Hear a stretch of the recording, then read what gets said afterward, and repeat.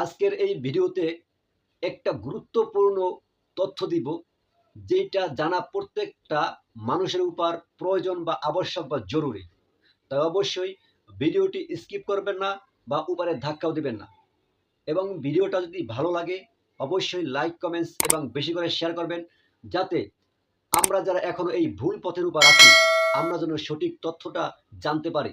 এই জন্য ভিডিওটা বেশি করে শেয়ার করে দিবেন। ভাই শারমিশিলা কথাগুলো শোনেন। আমার মেয়েটা যদি একটু কথা বলতে পারতো তাহলে আমি পুরো বিশ্বকে খেলাটা দেখাইতে পারতাম। একমাত্র আল্লাহ জানে যে ও ভিডিও করার জন্য কত রাজে একটা মনের ভিতরে একটা ইয়া থাকে। ওই যে ওর পেটে নিয়ে যে ভিডিওগুলো করছি, আমার মনে হয় ওইটার একটা আভাস পেয়ে গেছে গা। যেহেতু সবাই এটাকে ভুল ধরছে, তাহলে আমার ভুল হয়েছে, আমি আর ভুল করবো না। একেবারে ডাহা মিথ্যে কথা। এক তো অপরাধ করছে, এই অপরাধ তো স্বীকার করবে না, না করার পরেও সমস্ত দোষ বাচ্চার উপর চাপাই দিতেছে। ওর যে বক্তব্য এটা একেবারে অনৈতিক, অযৌক্তিক।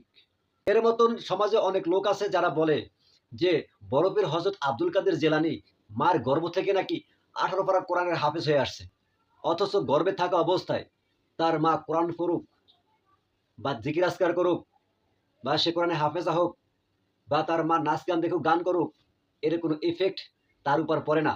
সমস্ত বাচ্চাই একই সিস্টেমে, একই অবস্থায়, মূর্খ অবস্থায় কোনো কিছু না শিখে সে পৃথিবীতে জন্মগ্রহণ করে। পৃথিবীতে আসার পরে তার সামাজিক, পারিবারিক চলাফেরার ক্ষেত্রে সে যেটা শেখে সেইটাই তার শিক্ষা হয়।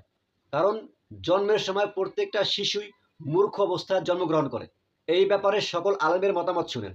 প্রশ্ন করেছেন বড় আব্দুল কাদের জিলানী রহমাতুল্লাহ কি মায়ের গর্ভে 18 পারা কোরআন মুখস্থ করেছিলেন? বা সাগর আহমদ এই ধরনের কথা বিভিন্ন চটি বই পুস্তকে পাওয়া যায়, এর ঐতিহাসিক কোনো ভিত্তি সুপ্রমাণিত নয়।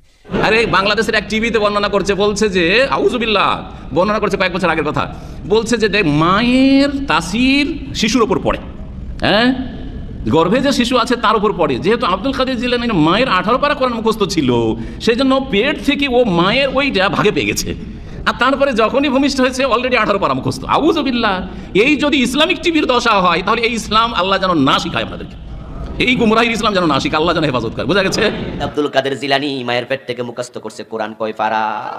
বিশ্বাস করবা ঈমান যাবে, কারণ কোরআন মাজিদ আল্লাহ তাআলা বলেন তোমরা মায়ের পেট থেকে যখন দুনিয়ায় আসছো লা তা'লামুনা শাইআ, তোমরা কিছু জানতা না। আর হুজুর কইতাছে উনি জানতো 18 পারা। আব্দুল কাদের জিলানী রাহিমাহুল্লাহ কর্তৃক মাতৃগর্ভে 18 পারা কোরআন মুখস্থ করে ফেলেন, এ কথা কতটুকু সত্য? নাউজুবিল্লাহ, এ কথা একেবারেই মিথ্যা। কোনো নবী রাসূলের এরকম ঘটেনি। মায়ের পেট থেকে যখন মানুষ বের হয় সে যে কিছু জানে না, এটা কোরআন বলছে। আর আব্দুল কাদের জিলানীর জীবনীতে বলা আছে 18 পারা মুখস্থ করে আসো। এবার কোরআন সঠিক নয় মিথ্যাবাদীর লেখা সঠিক? কোন নবী তার উপরে নাজিল হওয়া কিতাব মুখস্থ করে আসেনি, আর আব্দুল কাদের জিলানী 18 পারা কোরআন মায়ের পেটে হেফজ করেছে, করে বের হয়েছে। এগুলো বক্তারা বলছে। মহান রব্বুল আলামিন যখন আমাদেরকে মায়ের পেট থেকে সৃষ্টি করেছেন তখন আমরা কেউ কিছু জানতাম না, কিন্তু আমাদের দেশে বহুল প্রচলিত একটা আকীদা বিশ্বাস হলো যে বড় পীর আব্দুল কাদের সাহেব তিনি যখন তার মায়ের পেট থেকে বের হন তখন তিনি 18 পারা কোরআন মুখস্থ করেছিলেন, কারণ তার মার 18 পারা কোরআন মুখস্থ ছিল। এটা একটা ডাহা মিথ্যা কথা, বানোয়ার কথা। এই জন্য যে মহান রব্বুল আলামিন বলছেন যে তোমাদের মায়ের পেট থেকে আমি তোমাদেরকে জ্ঞানহীন অবস্থায় সৃষ্টি করেছি, এই জন্য ছোটো বাচ্চাদের ভালো মন্দের কোনো পার্থক্যের জ্ঞান থাকে না, এবং এটা প্রতিটা সন্তানের, এখানে কোনো যে আলাদা কিছু রয়েছে এমনটি নয়। তারপরে উনি মায়ের পেটে থাকতে কত পারা মুখস্থ করে নাকি চলে আসছেন। যেই নবীর উপরে কোরআন নাজিল হয়েছে সেই নবী একটা সূরা মুখস্থ করে আসতে পারে নাই। আল্লাহ পাক কোরআনে কারিমে বলছে ওমা কুনতা তাদরি মাল কিতাবু ওয়ালাল ঈমান, আপনাকে ওহী নাজিল করার আগে আপনি জানতেন না কিতাব কি জিনিস, ঈমান কি জিনিস। আচ্ছা, নবী সাল্লাল্লাহু আলাইহি ওয়াসাল্লাম বুঝলাম যে তখন কোরআন নাজিল হয় নাই, এইজন্য মায়ের পেটে মুখস্থ করতে পারেন নাই। যখন কোরআন নাজিল হচ্ছে পৃথিবীতে তখন অসংখ্য সাহাবী জন্মগ্রহণ করছেন, তাদের মায়েরা রাত দিন কোরআন তেলাওয়াত করছেন, কোরআন নাজিল হচ্ছে, কোরআনের বৃষ্টি বর্ষণ হচ্ছে। একজন সাহাবী কোনোদিন মায়ের পেট থেকে একটা সূরা মুখস্থ করে আসছেন, এরকম নজিরও নেই।